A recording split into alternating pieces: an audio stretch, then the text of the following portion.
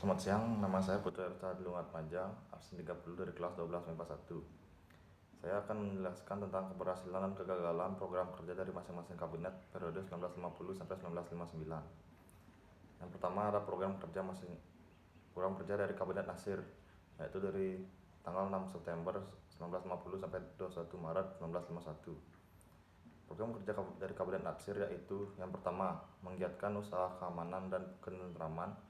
Yang kedua, konsolidasi dan menyempurnakan pemerintahan. Yang ketiga, menyempurnakan organisasi angkatan perang. Yang keempat, mengembangkan dan memperkuat ekonomi kerakyatan. Yang kelima, memperjuangkan penyelesaian masalah Iran Barat. Keberhasilannya yaitu di bidang ekonomi, ada Sumitro Plan yang mengubah ekonomi kolonial ke ekonomi nasional. Indonesia masuk PBB, berlangsung perundingan antara Indonesia Belanda untuk pertama kalinya mengenai masalah Irian Barat.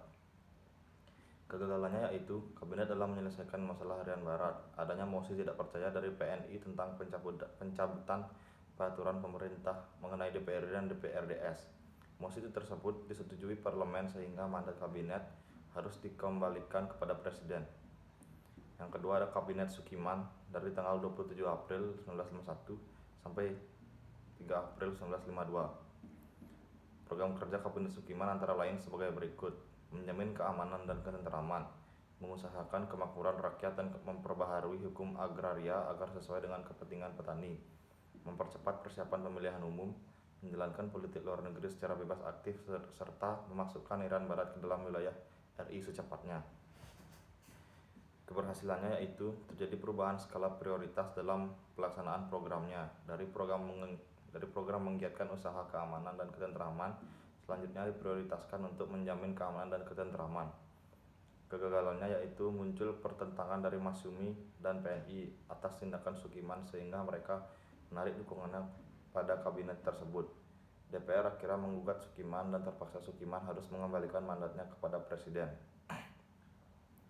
Yang ketiga ada Kabinet Wilopo yang terjadi dari tanggal 3 April 1952 sampai dengan 2 Juni 1953. Program kerja Kabinet Wilopo antara lain mempersiapkan pemilihan umum, berusaha mengembalikan Irian Barat ke dalam wilayah Republik Indonesia, mengingatkan keamanan dan kesejahteraan, memperbarui bidang pendidikan dan pengajaran, melaksanakan politik luar negeri bebas dan aktif.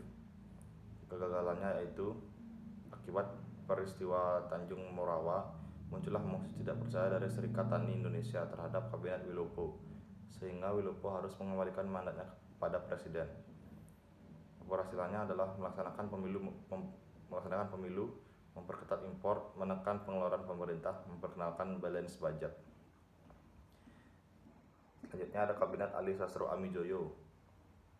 Selanjutnya ada Kabinet Ali Sastro Amijoyo yang pertama dari tanggal 31 Juli 1953 sampai 12 Agustus 1955. Kabinet Ali mempunyai program 4 pasal sebagai berikut. Program dalam negeri antara lain meningkatkan keamanan dan kemakmuran serta segera diselenggarakan pemilihan umum, pembebasan Irian Barat secepatnya. Program luar negeri antara lain pelaksanaan politik bebas aktif dan peninjauan kembali persetujuan KMB, penyelesaian pertikaian politik. Keberhasilannya yaitu persiapan pemilihan umum untuk memilih anggota parlemen yang akan diselenggarakan pada 29 September 1955, menyelenggarakan Konferensi Asia Afrika tahun 1955. Kegagalan, NU menarik dukungan dan menterinya dari kabinet sehingga keretakan dalam kabinetnya inilah yang memaksa Ali harus mengembalikan mandatnya pada presiden. Kabinet Burhanuddin Harahap yang terjadi dari tanggal 12 Agustus 1955 sampai dengan 3 Maret 1956. Berikut program kerja Kabinet Burhanuddin Harahap yaitu mengembalikan kewajiban moral pemerintah dalam hal ini kepercayaan Angkatan Darat dan Masyumi, akan dilaksanakan pemilihan umum, desentralisasi, memecahkan masalah inflasi dan pemberantasan korupsi, perjuangan mengembalikan Irian Barat ke Republik Indonesia. Keberhasilannya yaitu penyelenggaraan pemilu pertama yang demokratis pada 29 September 1955 atau memilih anggota DPR, dan 12 Desember 1955 memilih konstituante. Terdapat 70 partai politik yang mendaftar tetapi hanya 27 partai yang lolos seleksi, menghasilkan 4 partai politik besar yang memperoleh suara terbanyak, yaitu PNI, NU, Masyumi, dan PKI. Perjuangan diplomasi menyelesaikan masalah Irian Barat dengan pembubaran Uni Indonesia Belanda, pemberantasan korupsi dengan menangkap para pejabat tinggi yang dilakukan oleh polisi militer, terbinanya hubungan antara Angkatan Darat dan Kabinet Burhanuddin, menyelesaikan masalah peristiwa 27 Juni 1955 dengan mengangkat Kolonel A.H. Nasution sebagai staf Angkatan Darat pada 28 Oktober 1955. Kegagalan. Dengan berakhirnya pemilu, maka tugas Kabinet Burhanuddin dianggap selesai. Pemilu tidak menghasilkan dukungan yang cukup terhadap kabinet sehingga kabinet pun jatuh.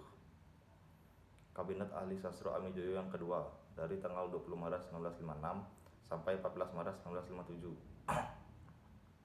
Program pokok Kabinet Ahli Sastro Amijoyo yang kedua antara lain sebagai berikut: pembatalan KMB, perjuangan mengembalikan Irian Barat ke pangkuan Republik Indonesia, pemulihan keamanan dan ketertiban, pembangunan ekonomi, keuangan, industri, perhubungan, pendidikan, serta pertanian, melaksanakan keputusan Konferensi Asia Afrika. Keberhasilannya yaitu mendapat dukungan penuh dari Presiden dan dianggap sebagai titik tolak dari periode planning dan investment. Hasilnya adalah pembatalan seluruh perjanjian KMB. Kegagalan, mundurnya sejumlah menteri dari Mas Yumi membuat kabinet hasil pemilu 1 ini jatuh dan menyerahkan mandatnya pada Presiden. Kabinet Juanda, yaitu tanggal 9 April 1957 sampai 5 Juli 1959.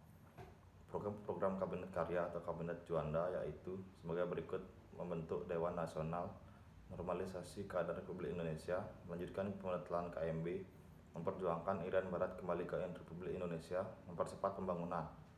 Keberhasilannya yaitu mengatur kembali batas perairan nasional Indonesia melalui deklarasi Juanda yang mengatur mengenai laut pedalaman dan laut teritorial. Terbentuknya Dewan Nasional sebagai badan yang bertujuan menampung dan menyalurkan pertumbuhan kekuatan yang ada dalam masyarakat dengan Presiden sebagai ketuanya, sebagai titik tolak untuk menegakkan sistem demokrasi terpimpin, mengadakan musyawarah nasional atau MUNAS untuk meredakan pergolakan di berbagai daerah, diadakan musyawarah nasional pembangunan untuk mengatasi masalah krisis dalam negeri tetapi tidak berhasil dengan baik. Kegagalannya yaitu berakhir saat Presiden Soekarno mengeluarkan dekret Presiden 5 Juli 1959 dan mulailah babak baru sejarah RI yaitu demokrasi terpimpin. Terima kasih.